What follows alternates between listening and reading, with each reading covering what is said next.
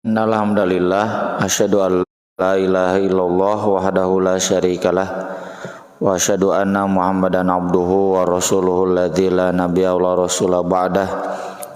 Sallallahu wasallam alaihi wa ala alihi wa sahbihi wa man tabi'ahum bi ihsan amma ba'd.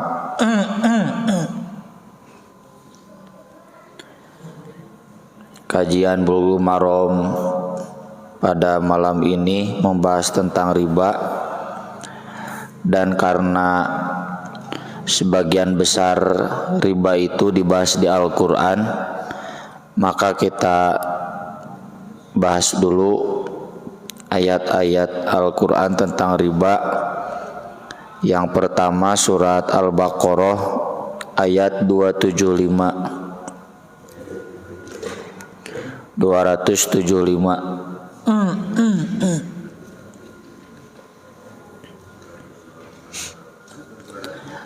Halaman 47 kalau kitabnya yang standar.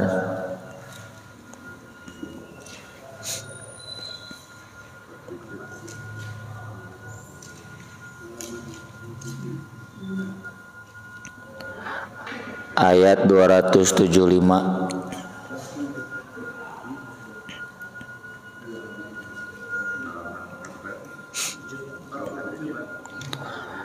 Yang standar mushafnya halaman 47, yang tidak berarti tidak standar.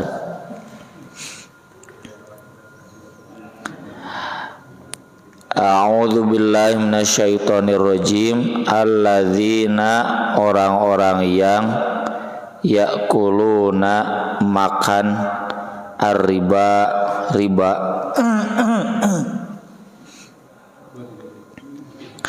Riba itu 275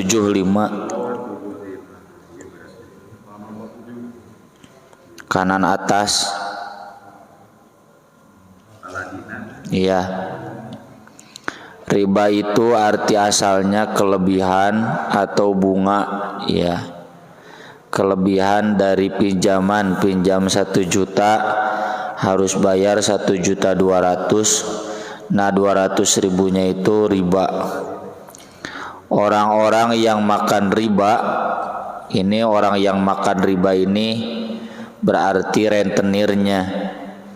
Tapi nanti di hadis Nabi SAW menjelaskan termasuk orang yang menyuplai makanan ribanya. Jadi debitur, kreditur sama, termasuk penulisnya dan juga saksi-saksinya. Jadi karyawannya, bagian administrasinya itu sama nih, masuk kategori yakuluna riba. La yakumuna, tidak akan bangkit, maksudnya pada hari kiamat, illa, kecuali, kama, sebagaimana, yakumu, bangkitnya, alladzi, orang yang yatakhabbatuhu, kerasukan, asyaiton, setan, minal mas, karena usapan setan. Maksudnya dia nanti bangkit dalam keadaan linglung. Itu ciri orang-orang yang makan riba. Beda dari yang lainnya. Puntennya, naudzubillah min dzalik, meskipun haji, ustad, lamun dahar riba tak itu nanti beda, siga nu gelau gitu, bangkit dari alam kubur itu. Terkait kerasukan setan di sini, bagi yang meyakininya ada, ya ini jadi dalil bahwa memang kerasukan setan itu ada. Bagi yang meyakininya tidak ada, ini hanya sebagai gambaran, bukan berarti sebenarnya. Umumnya di Arab orang gila itu diistilahkannya kerasukan setan gitu. Sama dengan pohon di neraka, pohon zakum, tolongha ka'annahu ru'usus syayatin, dahan-dahannya seperti kepala setan. Kumaha kepala setan teh nya saha nu pernah ningali setan ya. Itu gambaran betapa buruknya begitu. Terserah, yang jelas ini gambaran bahwa orang yang makan riba itu di hari kiamat celaka. Zalika, hal itu bi'annahum, karena sungguh mereka qalu berkata, innamal bai'u, hanya saja jual beli itu mithlur riba, seperti riba. Lain riba kayak jual beli kayak riba. Riba itu yang pokoknya. Jadi mereka menilai dari pinjaman itu harus tarik keuntungan. Sama dengan jual beli, harus tarik keuntungan. Itu gilanya di sana. Padahal nanti dijelaskan di ayat-ayat berikutnya, orang yang meminjam itu tentu butuh bantuan, harusnya dibantu bukan dicekik ya. Wa halallahu al-bai'a, dan Allah menghalalkan jual beli karena saling menguntungkan. Wa harrama riba, dan mengharamkan riba karena zalim. Faman, maka siapa yang ja'ahu, datang kepadanya mau'izatun, ajaran peringatan min rabbihi, dari Rabbnya, fantaha, lalu dia berhenti, falahu ma salafa, maka baginya yang telah lalu, wa amruhu ilallah, dan urusannya terserah Allah. Maksud baginya itu halal. Yang dulu-dulu gimana, ya udah yang dulu mah teu kudu ditobat, teu kudu dikifarat, cukup dengan tobat, berhenti, sudah selesai. Yang sisanya wa amruhu ilallah, itu terserah Allah. Jadi tobat rentenir ya, orang-orang yang dulu makan riba sekarang gimana, ya tinggal tobat benar saja, nggak usah harus mengembalikan uang hasil ribanya, nggak ada kifaratnya, cukup begitu saja. Tapi waman ada, siapa yang mengulangi, faulaika ashabun nar, itulah mereka penghuni neraka, hum fiha khalidun, mereka kekal di dalamnya. Ayat seperti ini ditujukan untuk orang kafir. Maksudnya orang kafir yang makan riba kekal di neraka. Kalau orang Islam yang makan riba, maka seperti orang kafir, tidak sampai kekal, tapi masuk neraka. Hadis-hadis tentang ancaman buat pemakan riba banyak. Jadi biasakan kalau kita lihat baca ayat-ayat yang menyebutkan kekal di neraka, itu Nabi SAW menjelaskan ditujukan ke orang kafir. Kalau orang Islam yang makan riba tidak akan sampai kekal, hanya seperti orang kafir yang kekal. Seperti orang kafir yang kekal itu masuk nerakanya, tapi kalau masih ada keislaman nanti dapat syafaat.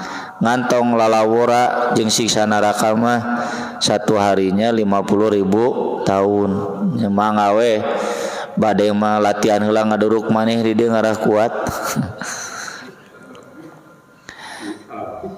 Ya mahaku menghilangkan Allah ar-riba, riba. Maksudnya menghilangkan barokahnya. Wa yurbi, dan menumbuhkan as-shadaqat, sedekah. Di hadis Nabi menjelaskan sedekah itu ibarat satu benih yang ditanam lalu jadi kebun banyak, hasilnya melimpah. Tapi kalau riba itu ibarat kebun yang banyak lalu kemudian terkena angin panas membakar hutan itu. Ya. Jadi kelihatannya bagus padahal hancur. Tapi kalau sedekah kelihatannya kecil padahal gede nilai. Itu maksud yamakullahu riba wa yurbis sedekah. Ini juga mengingatkan kita semua, kalau kita lihat orang-orang yang maju karena riba, itu yamhaku nanti, bukan maju ke neraka gitu. Semakin kaya dia dengan riba berarti semakin besar siksanya, semakin besar sakitnya. Semakin tinggi dengan dia riba berarti semakin tinggi kejatuhannya, nyeri pisan. Ayat ini juga mengajarkan bahwa riba itu lawannya sodakoh. Kita nggak bisa cukup mengharamkan riba tapi tidak menumbuhkan sodakoh. Saya di Masjid At-Taubah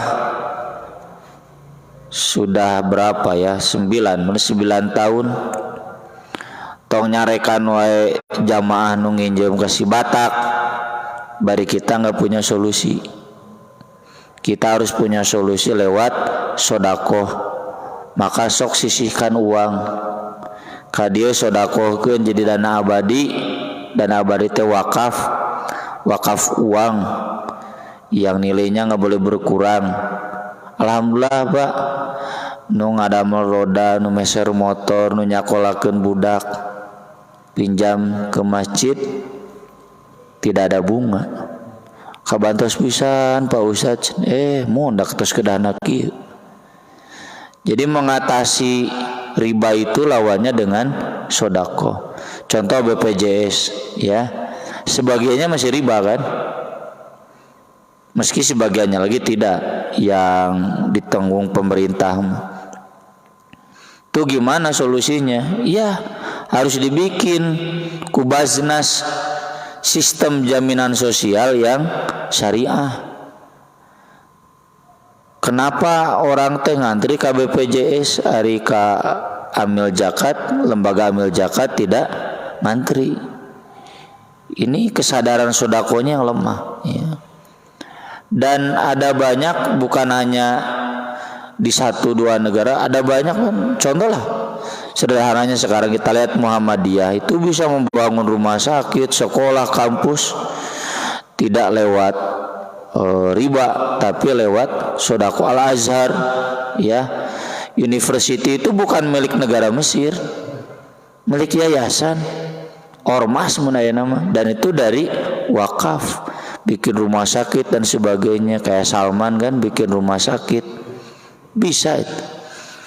Dan ini tergantung kesadaran sodakoh di jamaah Baitur Rahman, konteksnya Baitur Rahman ya. Apakah sodakoh kita sudah mampu mengalahkan riba? Kalau belum berarti belum maksimal ya. Kesadaran sodakoh dan zakat bapak-bapak itu finalnya bisa menghentikan riba. Riba kan ya di tatang abdi mah ada ecek-ecek riba teh. Meuli HP riba, meuli kasur wae ge riba, meuli motor, ai mobil mah ada beratkeun ya eta. Roda ya, kebutuhan kecil-kecil lah, sekolah, modal ya. Dananya memang enggak besar di masjid saya, jeung hese nambahanna gitu. Karena memang udah mentok. Ada 41 juta, sekarang di luar ada 36 juta. 5 juta. Itu 5 juta ke nama adik, abdi sudah dipilarian.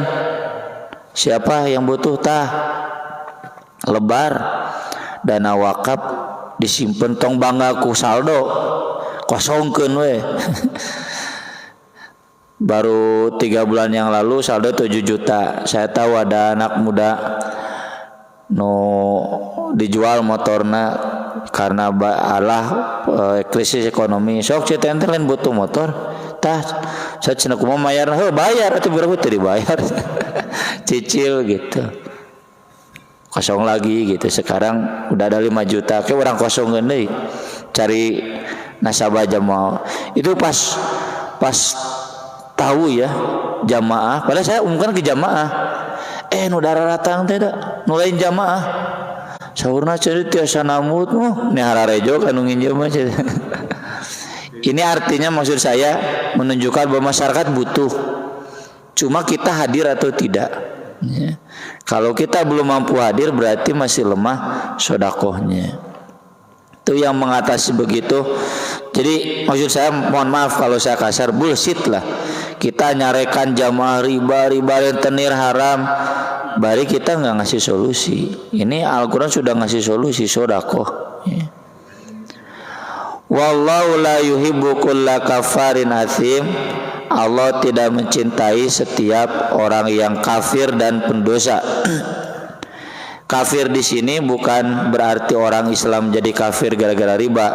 Ditujukan ke orang-orang kafir yang memang mereka pekerjaannya makan riba. Kalau orang Islam seperti orang kafir. Biasakan nih adab akidah ini.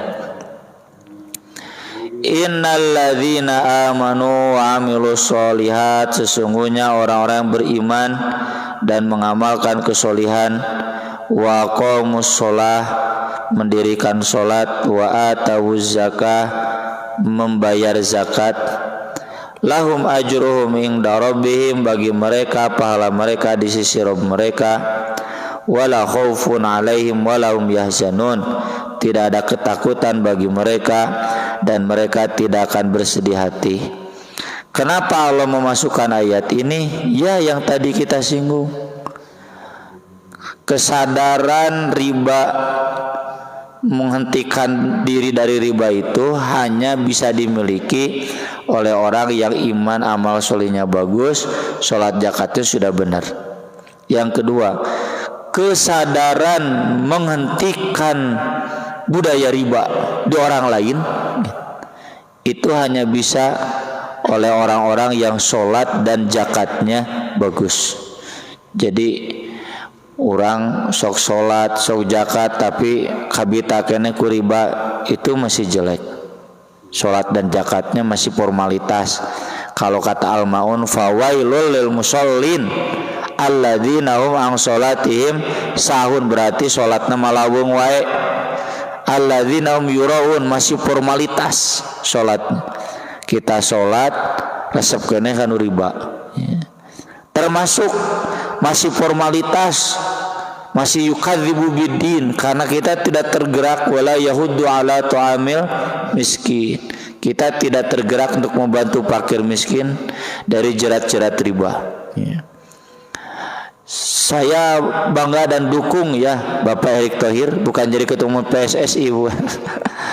Beliau kan sekarang sedang memprogramkan BUMN harus memberikan kredit buat petani dan rakyat kecil tanpa bunga. Lain tiba lah tuh mikir gitu. Nah, jangan dieksekusi. Dan kata Erick Thohir, insya Allah tidak akan susah.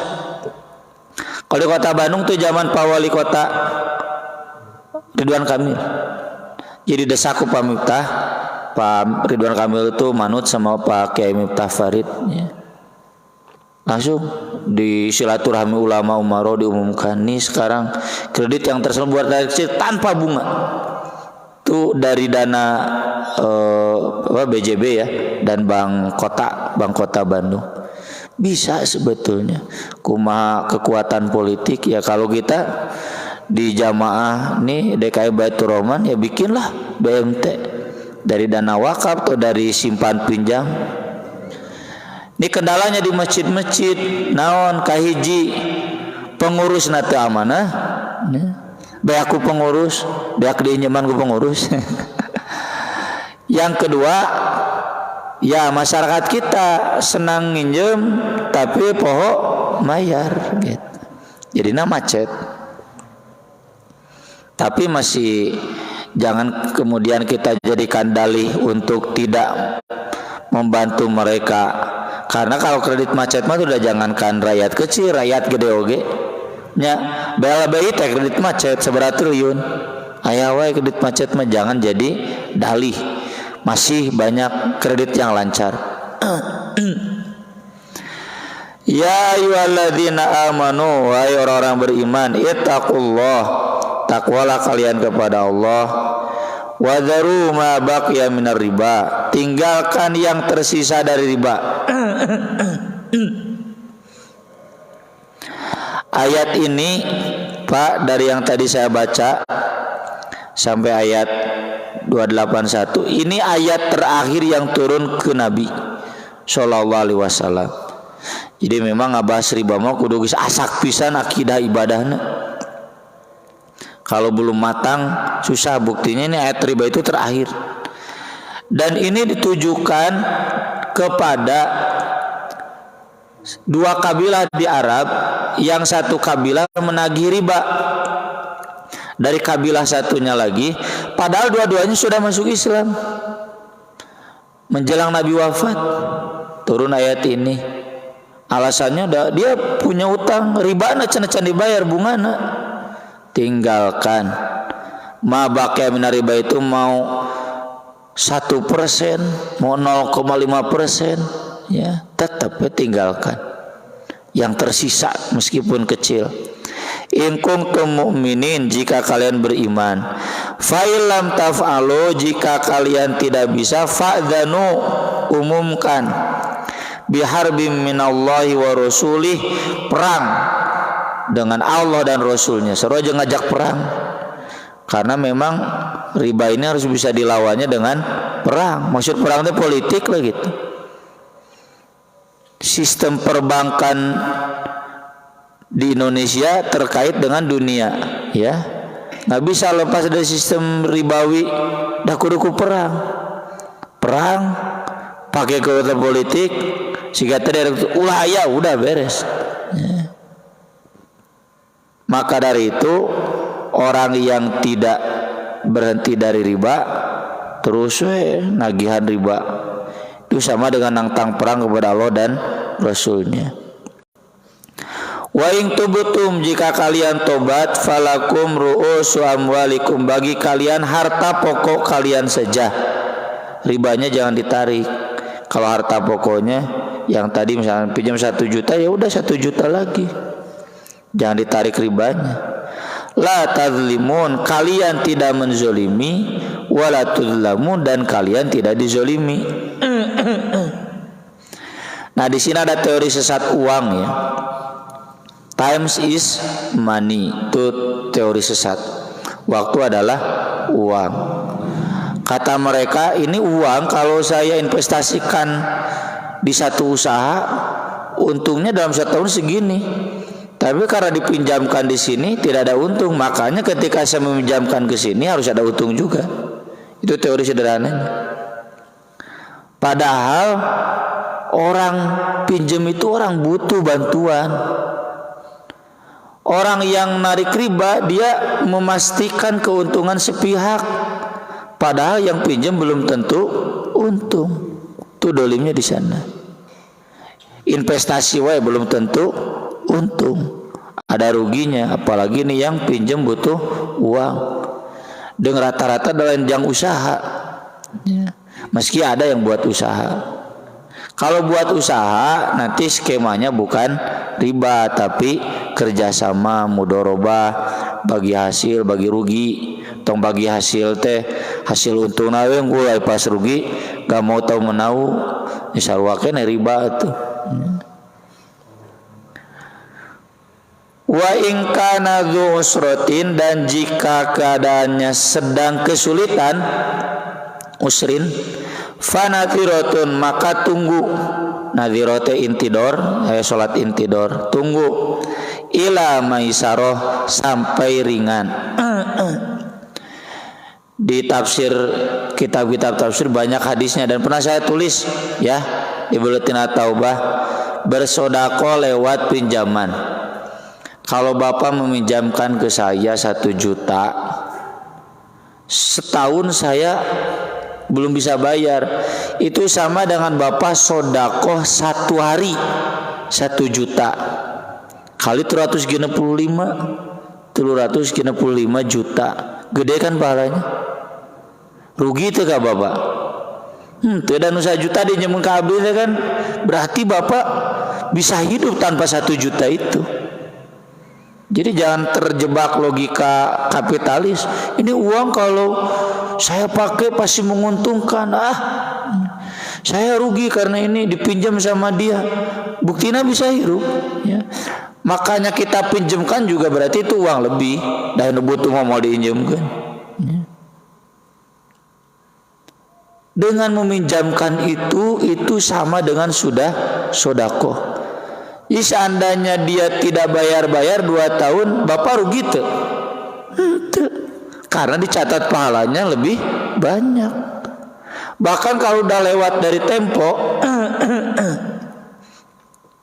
itu bapak dapat pahalanya double. Contoh tadi bapak menjamkan ke saya 1 juta satahunan misal, lewat 1 tahun belum bisa saya bayar, maka udah lewat 1 tahun itu 2 kali lipat pahalanya.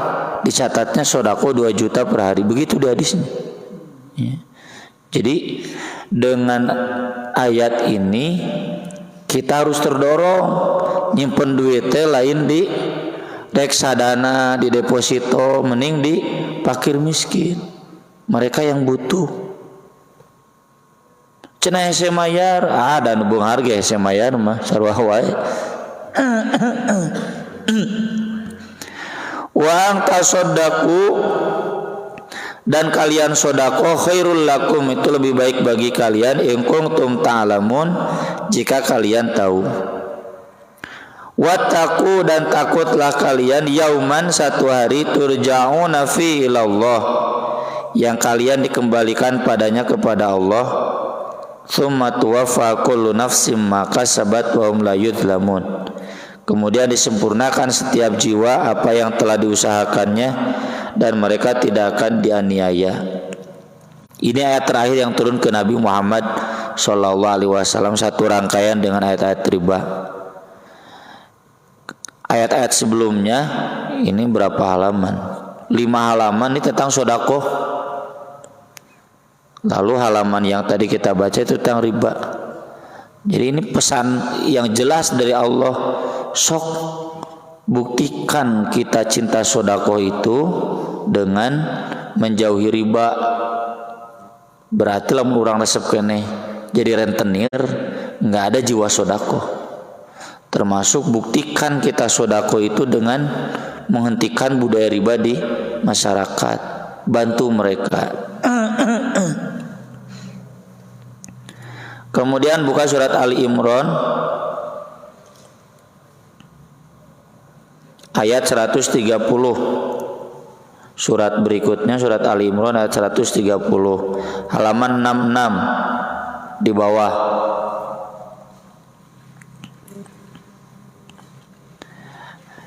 Ya ayyuhalladzina amanu, wahai orang-orang yang beriman, la ta'kulur riba, jangan kalian makan riba. Ad'afam mudha'afah, yang berlipat-lipat dan dilipat-lipat gandakan. Ayat ini turunnya terkait perang Badar. Ayat 130. Perang Badar itu tahun 2 Hijriah. Ayat ini dulu dipahami keliru ya oleh Muhammadiyah dan Persis. Tapi NU tidak. NU di tahun 26 udah mengharamkan bunga bank. Persis baru tahun 90, Muhammadiyah baru tahun 2005. Ya, anyar-anyar Muhammadiyah. Dulu menurut Persis dan Muhammadiyah, riba yang haram itu riba yang berlipat-lipat. Telat bayar 1 hari tambah, telat 2 hari tambah.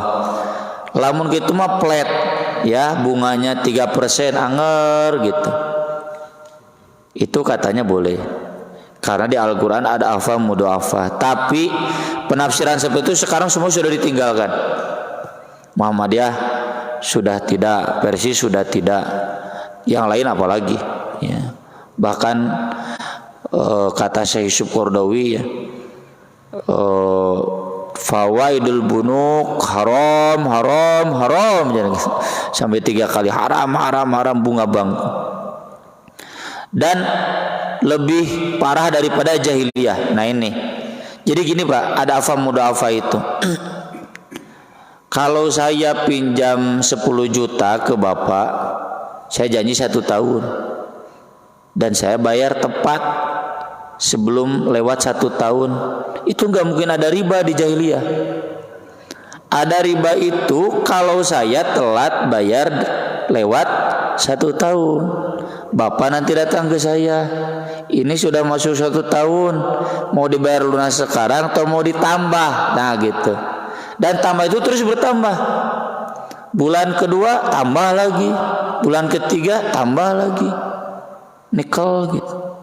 Nya jika urang we mun telat mayar nya kete aya deui tambah deui gitu. Itu riba jahiliyah. Riba hari ini lebih kejam daripada itu. Dek tepat waktu ataupun tidak 10 tahun 15 tahun misalkan, tepat waktu atau tidak anger berlipat-lipat. Tahun hareupna naik deui mun suku bungana naik, tahun hareupna naik deui gitu. Itu haram. Tapi bukan hanya itu yang haram, termasuk yang tadi yang kita baca, yang 1%, 2%, yang sisa-sisa kecil itu pun harus ditinggalkan. Jadi kalau ini tahun 2 Hijriah, yang tadi kita baca di Al-Baqarah itu tahun 10 Hijriah. Jadi saling mengisi Al-Quran itu, tidak saling menegasikan. Wattaqullah, takwalah kalian kepada Allah, la'allakum tuflihun, agar kalian bahagia. Wattaqun narul lati u'iddat lil kafirin, takutlah neraka yang disediakan untuk orang kafir. Tuh langsung diancam neraka. Wa ati'ullah war rasul la'allakum turhamun, takwalah kepada taatlah kepada Allah dan Rasul agar kalian diberi rahmat.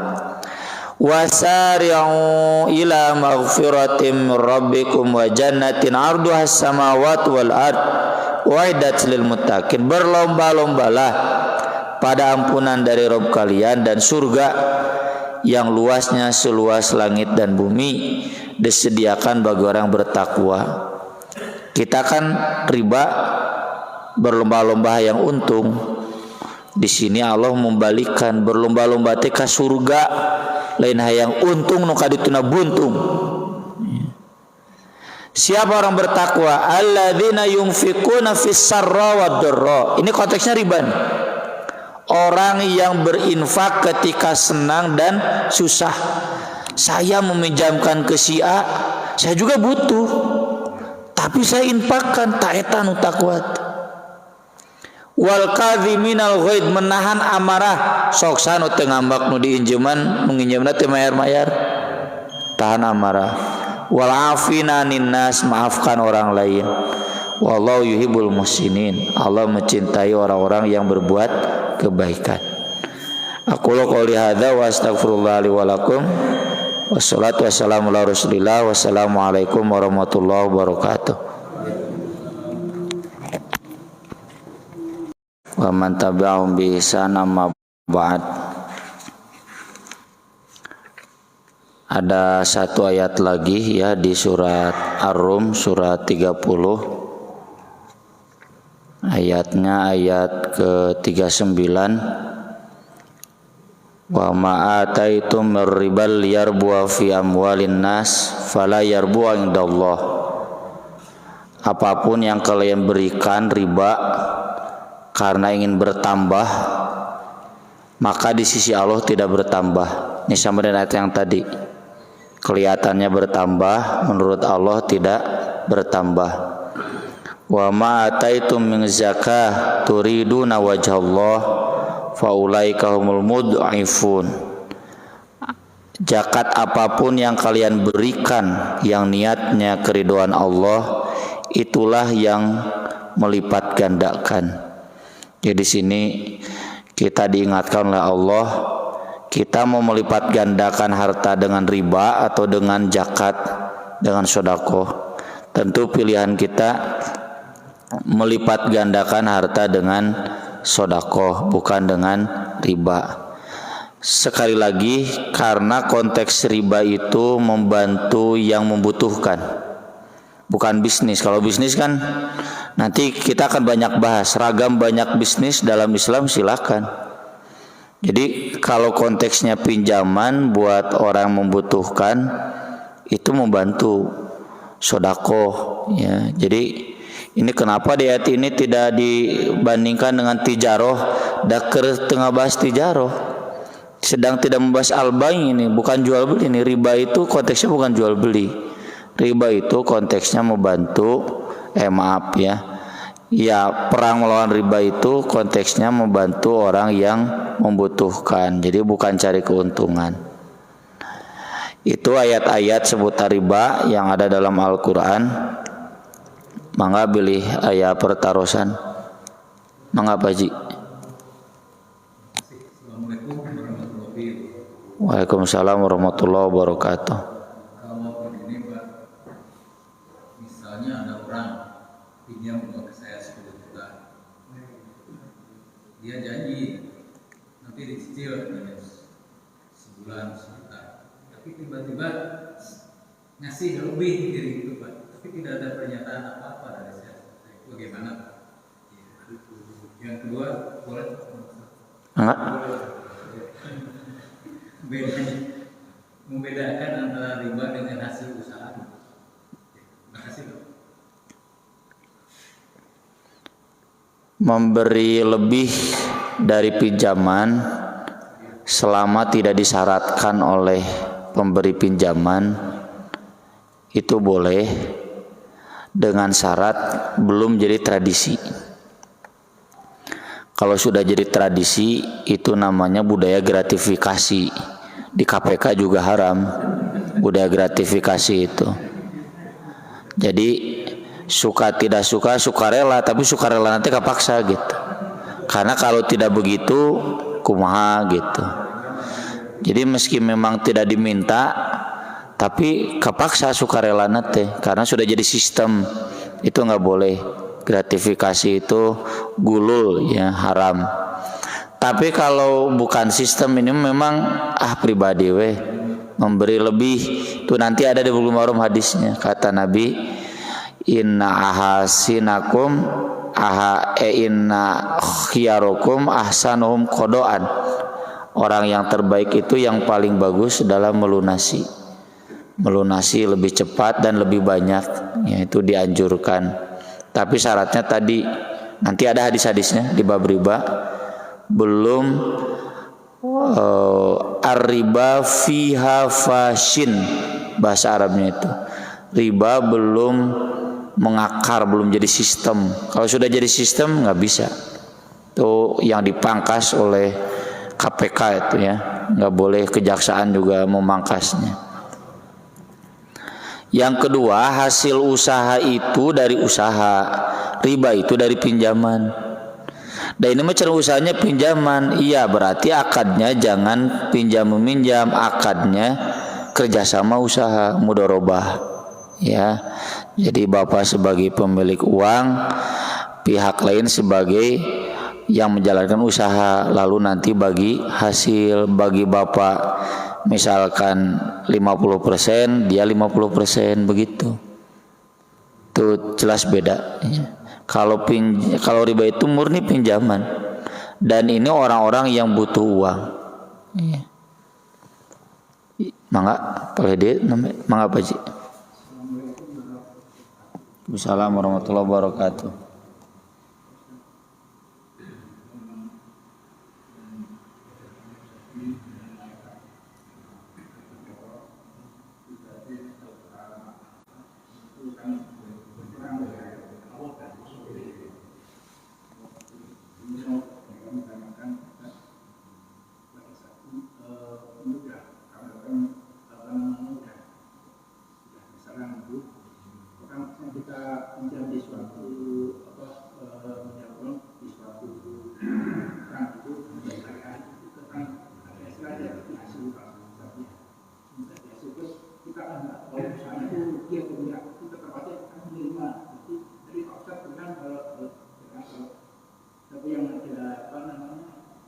Berapa persen itu yang akan diterima dari uang si pinjam itu termasuk usaha itu kan namanya ancamannya kita itu misalnya bagi hasil tadi kita terima, ini kita nggak tahu dia umum atau enggak, padahal kamu kan pasti ngasih uang itu di yang punya uang statusnya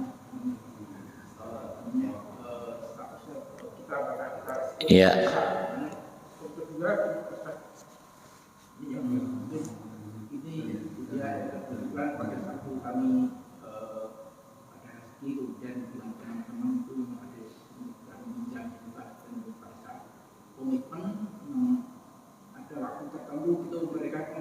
berarti mereka tidak bisa memenuhi yang kami kasih perpanjangan lagi. Terus ketika dikasih perpanjangan tetap gagal terus Pak. Itu pas kebetulan itu kita cari teman tadi itu nggak ada, kemudian sampai sekarang susah. Kemudian apakah itu menurut Pak Ustadz tadi kan kalau misalnya kita menjanjikan jatuh waktunya itu mundur, berarti kita berbalas seperti yang dijanjikan itu. Kemudian apakah itu mendingan kita menunggu pahalanya atau kita bebaskan Pak Ustadz? Gimana di sisi akhirat kami Pak Ustadz pada saat kita bebaskan? Terima kasih. Uang riba itu uang haram. Uang haram itu milik Allah. Jadi kembalikan kepada Allah lewat fisabilillah, ya. Itu boleh. Kemudian yang kedua, kalau yang meminjam tidak kunjung bayar dan bahkan tidak bayar karena menghilang, itu Bapak bisa pilih dua, bisa pilih bebaskan, atau ya udah tetap aja dua-duanya sama berpahalanya. Dibebaskan pun tadi kata Allah wa antasaddaqu khairul lakum, cuma membebaskan itu harus ada orangnya, ya. Jadi memutuskan akad di antara dua orang itu harus ada, ya. Kalau nggak ada ya udah biar itu jadi pinjaman, jadi utang dia sampai nanti di akhirat, biar dia disiksa dulu di akhirat, ya. Jadi kita nggak rugi. Mau masuk keheul banyak kepada orang yang pinjam tuh mer-mer baik, kayak disiksa di akhirat. Orang yang mati syahid pun yang diampuni semua dosanya, hanya satu yang tidak akan diampuni, utang. Ya, makanya Nabi sangat teliti sebelum menyolatkan itu tanya dulu nih punya utang tidak. Kalau punya utang siapa yang siap bayarnya? Ada buat bayarnya tidak? Ya, sampai begitu Nabi. Kalau tidak ada, ya baru Nabi baik dari kami yang akan membayarkannya. Negara menanggung utang rakyat. Lain tibalik utang negara ku rakyat. Ngabalolodor wae. Begitu Pak Haji ya. Jadi tuh silakan Pak Haji milih yang mana mau dibebaskan. Tapi dah bebas harus ada orangnya. Kalaupun tidak dibebaskan, itu mengalir terus pahala sedekahnya. Yang lain mangga Pak Haji. Paling utamanya membebaskan dengan membiarkan. Dua-duanya utama. Ya. Yang lain mangga. Gini Ustaz, tadi kan Pak Ustaz jelaskan bahwa ada badan amil zakat yang memberikan pinjaman tanpa kalau dikatakan bunga lah gitu. Nah sekarang kalau suatu organisasi yang sudah besar memberikan pinjaman, contohnya misalkan bank, dan walaupun di sini kan ada bank syariah Indonesia ya, nah tapi tetap dalam pelaksanaannya gitu, bank ini perlu biaya operasional, Bagaimana dia bisa ngasih pinjam? Misalnya gini, ada yang sodako 1 miliar, dia pinjamkan habis 1 miliar gitu ya. Terus kembalinya juga 1 miliar gitu. Nah sekarang sementara kalau udah pengelolaan yang dana besar pasti memerlukan SDM yang banyak, memerlukan biaya IT yang tidak sedikit, bayar PLN, bayar SDM gitu kan, bayar alat-alat dan segala macamnya. Nah sekarang apakah boleh nggak misalkan dari yang disodakokan tadi 1 miliar, 1/4-nya kita sisihkan untuk membayar operasional lah gitu, untuk biaya operasional gitu. Karena kayaknya saya belum kebayang gitu kalau sampai suatu organisasi yang besar dapat segini dikasihkan segitu balik segitu, sementara ada inflasi gitu kan, jadi uangnya kan degradasi gitu Pak Ustaz. Nah gimana nih penjelasannya? Makasih Pak Ustaz. Itu sudah ada bukunya, sudah ada jurusannya sampai S3 yang memikirkan bagaimana agar bank syariah bisa jalan. Di buku-buku perbankan saya juga pernah kuliah, mata kuliah itu tidak kurang dari 20 cara bank syariah menarik keuntungan tanpa riba. Tuh lewat mudorobah, musyarakah, wadiah, ijaroh, nah gitu. Banyak cara menuju surga. Bukan banyak jalan menuju Roma, banyak jalan menuju surga. Nanti kita bahas Pak di Bulughul Maram saja kurang lebih ada 20 tema. Dan itu yang nanti ya. Jadi bisa mudorobah. Tuh kebanyakan kalau bank syariah BSI ke peminjam itu akadnya mudorobah bagi hasil ya. Meskipun ini ada beberapa hal yang jadi diskusi ya, tapi kalau jatuh haram mutlak tidak. Ya diskusi karena kalau bank syariah tidak menyaingi bank konvensional juga nanti ketinggalan. Itu strategi lah, harus diundang khusus ahli bank syariah ya. Jadi kalau saya kan bagian fikihnya, nah itu pertanyaan Bapak sudah ke teknis, gimana bank syariah bisa bertahan. Insya Allah itu sudah ada jurusannya sampai S3 itu. Terus kalau ini Pak Ustaz, kalau misalkan saya kredit rumah ya di sini gitu, itu kan waktu akadnya saya flat gitu kan, jadi Bapak kena biaya administrasi, boleh katakan bunga aja lah biar jelas gitu lah, misalkan 10% flat gitu, jadi saya sampai lunas tuh nggak cicilannya segitu aja gitu. Beda dengan yang Pak Ustaz tadi bilang yang setiap tahun berubah gitu, mengikuti suku bunga dari SBI gitu. Nah di situ berarti dia perhitungannya dengan sistem anuitas gitu lah, jadi mengikuti suku bunga yang berjalan. Apakah memang yang dikatakan riba ini yang anuitas atau yang flat enggak gitu? Makasih Pak.